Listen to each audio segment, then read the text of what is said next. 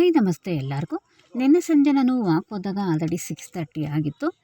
ಸ್ವಲ್ಪ ಕತ್ಲು ಕೂಡ ಆಗಿತ್ತು. ಆ ಟೈಮಲ್ಲಿ ಪಾರ್ಕಲ್ಲಿ ನಾನು ಯಾವತ್ತೂ ಅಷ್ಟೊಂದು ಸರಿಯಾಗಿ ಅಬ್ಸರ್ವ್ ಮಾಡಿರಲಿಲ್ಲ. ಫುಲ್ಲು ಪಾರ್ಥಿನಿಯಂ ಗಿಡ ಬೆಳೆದಿರೋದನ್ನು ನಾನು ಅಬ್ಸರ್ವ್ ಮಾಡ್ತಾಯಿದ್ದೆ. ಎಲ್ಲ ಕಡೆ ತುಂಬ ಪಾರ್ಥಿನಿಯಂ ಗಿಡ ಬೆಳೆದಿದೆ. ಅಂದರೆ ಕಾಂಗ್ರೆಸ್ ಗಿಡ ಅಂತಲೇ ಹೇಳ್ತಾರಲ್ವ. ನನಗೆ ಅವಾಗ ನೆನಪಾಯಿತು, ಇದಕ್ಕೆ ಕಾಂಗ್ರೆಸ್ ಗಿಡ ಅಂತಲೂ ಹೇಳ್ತಾರೆ ಯಾಕೆ ಅಂತ. ನನಗೆ ಅಷ್ಟೊಂದು ಅರ್ಧಂಬರ್ಧ ಗೊತ್ತಿತ್ತು, ಪೂರ್ತಿ ಗೊತ್ತಿಲ್ಲ ಅನ್ನೋಂಗಿಲ್ಲ. ಅಂದರೆ ಪ್ರಾಪರ್ ಆನ್ಸರು ಸಹ ಗೊತ್ತಿರಲಿಲ್ಲ. ಆಮೇಲೆ ಚೆಕ್ ಮಾಡಿದಾಗ ಗೊತ್ತಾಯಿತು, 1950 ಆಸ್ಪಾಸ್ನಲ್ಲಿ ಇದು ಉತ್ತರ ಅಮೆರಿಕ ಮಧ್ಯ ಅಮೆರಿಕದಿಂದ ಇಂಡಿಯಾಗೆ ಬಂದಿರೋದು ಅಂತ. ಆವಾಗ ಗೋಧಿನ ಆಮದು ಮಾಡ್ಕೊಳ್ತಾ ಇದ್ರಂತೆ. ಆವಾಗ ಇಂಡಿಯಾದಲ್ಲಿ ಕಾಂಗ್ರೆಸ್ ಸರ್ಕಾರ ಇತ್ತು. ಆ ಕಾರಣದಿಂದ ಕಾಂಗ್ರೆಸ್ ಸರ್ಕಾರ ಅಲ್ಲಿಂದ ಅಂದರೆ ಉತ್ತರ ಅಮೆರಿಕ ಮಧ್ಯ ಅಮೆರಿಕದಿಂದ ಗೋಧಿ ಆಮದು ಮಾಡ್ಕೊಂಡಿದ್ರಲ್ವ, ಗೋಧಿ ಜೊತೆಗೆ ಬಂದಿರೋ ಕಳೆ ಗಿಡ ಇದು. ಅದಕ್ಕೆ ಕಾಂಗ್ರೆಸ್ ಗಿಡ ಅಂತಲೂ ಕೂಡ ಇದನ್ನು ಕರೀತಾರೆ. ಮೂಲಂಗಿ ಕಳೆ ಅಂತಲೂ ಕರೀತಾರೆ. ಮೂಲಂಗಿ ಎಲೆ ಇರುತ್ತಲ್ವ, ಅದೇ ಥರ ಇದ್ರ ಎಲೆ ಕೂಡ ಬರುತ್ತೆ. ಅದಕ್ಕೆ ಮೂಲಂಗಿ ಕಳೆ ಅಂತಲೂ ಕರೀತಾರೆ ಇದನ್ನು.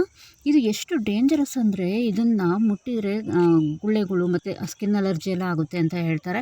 ಹಾಗೆ ಈ ಬೀಜ ಬಿಡುವಾಗ, ಈ ಹೂವು ಬಿಡುವಾಗ ಇದರ ಆಸ್ಪಾಸ್ನಲ್ಲಿ ಎಲ್ಲಾದರೂ ಉಸಿರಾಡಿದರೆ ವೀಸಿಂಗ್ ಪ್ರಾಬ್ಲಮ್ಮು, ಅಸ್ತಮಾ ಪ್ರಾಬ್ಲಮ್ ಸಹ ಆಗುತ್ತಂತೆ.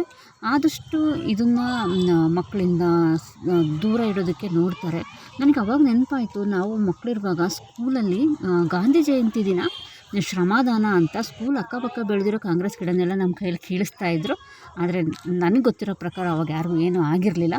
ಇದು ತುಂಬ ಡೇಂಜರಸ್ಸು. ಯಾಕಂದರೆ ಈಗ ನಾವು ಬೆಳೆ ಎಲ್ಲ ಬೆಳಿತೀವಲ್ವ, ಜೋಳ ರಾಗಿ ಅದು ಇದು ಅಂತ, ಅದರಲ್ಲೆಲ್ಲ ಇದು ಬೆಳೆದ್ರೆ ನಮ್ಮ ಬೆಳೆಗಿಂತ ಇದೇ ಜಾಸ್ತಿ ಭೂಮಿಯಲ್ಲಿರೋ ಪೋಷಕಾಂಶನೆಲ್ಲ ಹೀರ್ಕೊಂಡು ಬೆಳೆ ಇಳುವರಿನ ಕಡಿಮೆ ಮಾಡುತ್ತೆ ಅಂತ ಕೂಡ ಹೇಳ್ತಾರೆ. ಹಾಗೆ ಇದು ಜಾಸ್ತಿ ಹೊಲದಲ್ಲಿ ಬೆಳೆದು ಬಿಟ್ಟರೆ, ಪಾರ್ಥಿನಿಯಂ ಗಿಡ ಬೆಳೆದ್ರೆ ಭೂಮಿಯ ಫಲವತ್ತತೆ ಕೂಡ ಕಡಿಮೆ ಆಗುತ್ತೆ ಅಂತ ಹೇಳ್ತಾರೆ.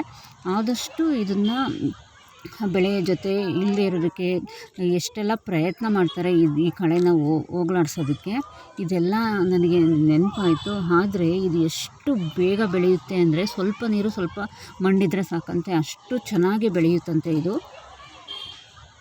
ಒಂದು ಗಿಡದಿಂದ ಅದರ ಲೈಫ್ ಟೈಮಲ್ಲಿ 5,000ಕ್ಕಿಂತ ಜಾಸ್ತಿ ಬೀಜ ಬರುತ್ತಂತೆ. ಹಾಗೆ ಸ್ಪ್ರೆಡ್ ಆಗೋದು ಸಹ ಸಖತ್ ಈಸಿ.